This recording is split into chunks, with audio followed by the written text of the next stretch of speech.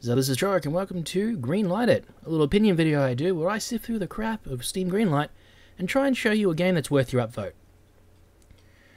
Today we'll be looking at Super Ubi Land, and it's pretty much a throwback game to the classic 2D platformers from the NES and Super NES era, which I really enjoy and I think is one of the things that's drawn me to this game.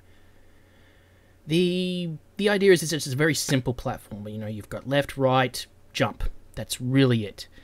You might have some power-ups, but obviously as of yet they haven't shown that, so there might be more keys involved based on that.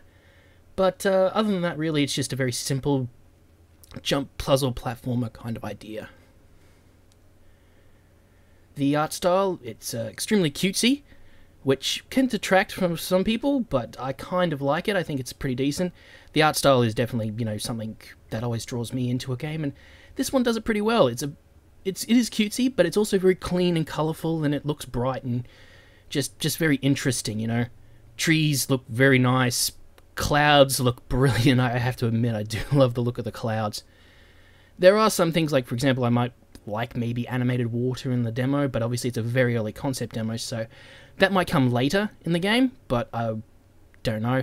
Maybe there might be even underwater areas where you can actually dive in further. So who knows, we might see something like that, which would be kind of cool, rather than just falling into water and dying, which you do in the early concept demo.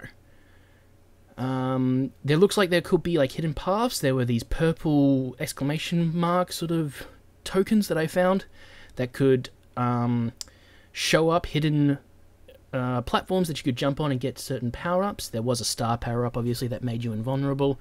So, obviously, like, very similar to Mario, very similar to those 2D classical platformers that you're so used to. So there could be more power-ups again. Whether you can control these power-ups again is another story. But, yeah, there's obviously going to be some form of power-ups.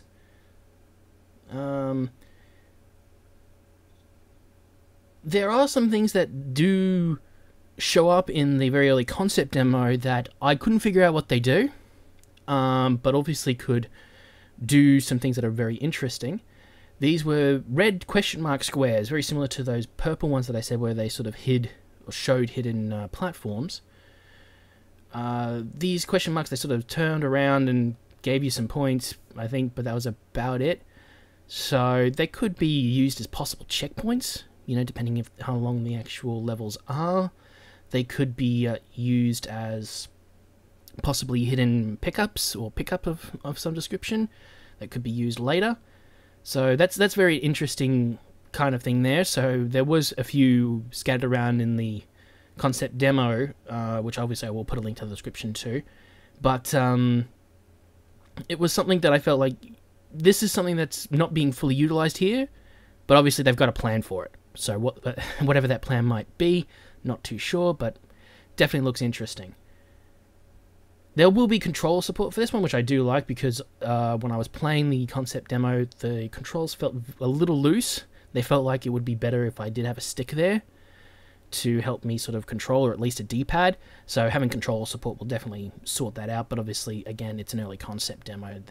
It's subject to change, and obviously they will sort it out, any issues that this thing had previously.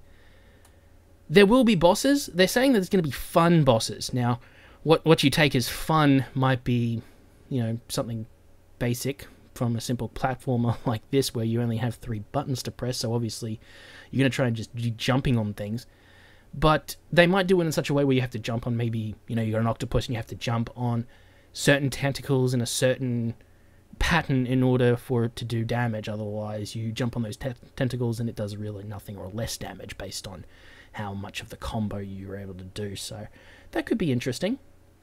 There'll be multiple themed worlds in the screenshots. They do show an ice one and at least a sand one with, you know, levels that unlock during the time playing the game.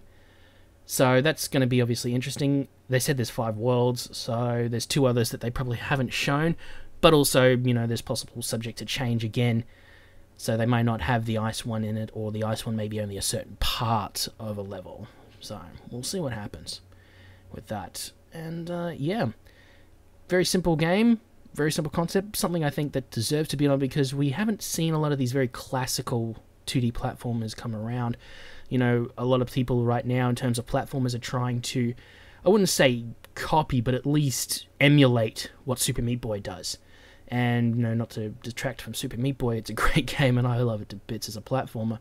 But it's going to be nice to see a classical platformer come in and not be so frantic and fast and having to worry about 100 things at once. It's just something simple. You just got to get from platform to platform, get to the end, move on, find a boss, and then just jump on his head. Very simple, very easy, and you feel accomplished when you do that. So something I think that the platform genre does kind of need a little bit, and something I'd like to see a little bit more on Steam as well. And that ends another episode of Greenlight It. If you think I'm a raving lunatic and you want to tell me so, by all means put it in the comments. If you also enjoyed or liked whatever I've said here and you want to continue on in a conversation, by all means put that in the comment and we'll talk more about that. And I will catch you on the next episode, guys. See ya!